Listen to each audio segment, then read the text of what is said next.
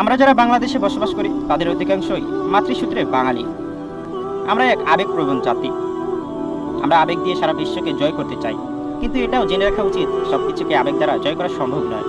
যেমন আমাদের এই বাংলাদেশ ক্রিকেট টিমের কথাই ধরুন, তাদেরকে নিয়ে আমরা কত গর্ব করি। বাংলাদেশ ক্রিকেট টিমকে নিয়ে আমরা গর্ব করি। আমরা ফুটবল নিয়ে গর্ব করি না, কিংবা বাংলাদেশের যত সব প্লেয়াররা অলিম্পিকে যায় তাদেরকে নিয়েও গর্ব করি না। আমাদের গর্বের জায়গা ওই একটাই, সেটা হলো বাংলাদেশ ক্রিকেট। যখন বাংলাদেশ ক্রিকেট টিম জিতে যায় তখন আমরা আনন্দে চিৎকার করতে থাকি।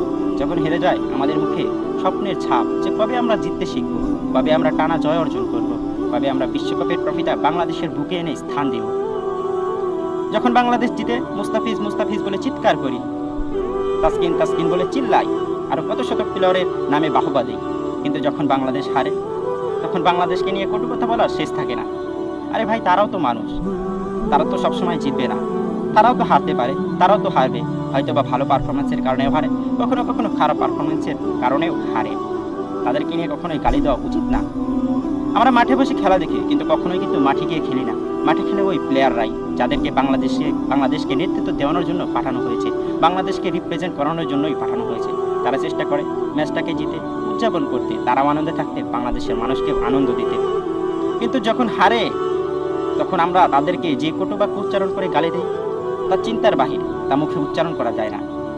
বাংলাদেশ জিতলে আমাদের আনন্দ হবে, এটাই স্বাভাবিক। আমরা হই হুল্লোড় করবো, চিল্লাবো যে বাংলাদেশ জিতেছে, বাংলাদেশ জিতেছে।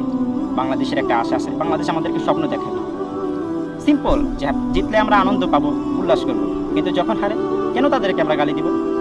তারাও তো চায় বাংলাদেশের মুখে হাসি ফোটাতে, বাংলাদেশের বুকে একটা ট্রফি এনে স্থান দিতে। আমাদের থেকে তাদের চাও অনেকটাই বেশি। তারা মাঠে বসে নেতৃত্ব দিচ্ছে, মাঠে বসে ক্রিকেটকে উদযাপন করছে। তাদেরকে খেলার মাঠে যে প্রেসার এবং চাপের সম্মুখীন হতে হয়, কখনোই তা খেলার মাঠের দর্শকরা বুঝবে না। যারা খেলে তারাই শুধু বুঝে। কথায় আছে না, যার দুঃখ সেই বুঝে, তাছাড়া অন্য কেউ বুঝে না। তাই আমাদের উচিত বাংলাদেশ হারুক কিংবা পারুক, সবসময় তাদের সাথে থাকা। বাংলাদেশ হারবে পারবে, এটাই খেলার নিয়তি। কখনোই এক দল যে সারা জীবন জিতেই থাকবে, বিষয়টা এমন নয়। বড় বড় দলও হারে, বড় বড় দলও জিততে থাকে, ছোট দলও হারে, ছোট দলও পারে। তো বাংলাদেশের ক্ষেত্রে ব্যতিক্রম হবে না, এটাই স্বাভাবিক। আমরা চাইবো বাংলাদেশ জিতুক, এটাই আমাদের চাওয়া। কিন্তু যখন অন্য একটা বিপক্ষ দল বাংলাদেশের বিপক্ষে খেলবে, তখন তাদের দেশও চাইবে যে আমার দেশ জিতুক, আমার দেশ জিতুক। কিন্তু সৃষ্টিকর্তা ভাগ্যের নিয়তি যেভাবে লিখে রেখেছেন, ঠিক সেইভাবেই ভাগ্যের নিয়তি ঘটবে। আমাদের উচিত সর্বদা বাংলাদেশকে সাপোর্ট করা। আমাদের গর্বের জায়গা একটাই, সেটা হলো বাংলাদেশ। বাংলাদেশ বাংলাদেশ আমরা আবেগপ্রবণ জাতি। আমরা অল্পতেই সন্তুষ্ট, আমরা অল্পতেই রেগে যাই, অল্পতেই গালি দিই, অল্পতেই উল্লাস করি। সবসময় অনুরোধ থাকবে, সব সময়ের জন্য আপনাদেরকে অনুরোধ করছি, আবারও বলছি, সব সময়ের জন্য আপনাদের কাছে অনুরোধ, বাংলাদেশকে সাপোর্ট করুন।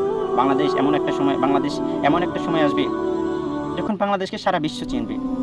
এখন না হয় চেনে মুক্তিযুদ্ধ, বাংলাদেশের বঙ্গবন্ধু শেখ মুজিবুর রহমান, কিছু মানুষের কারণে, কিন্তু তখন চলবে বাংলাদেশ ক্রিকেট টিমের কারণে।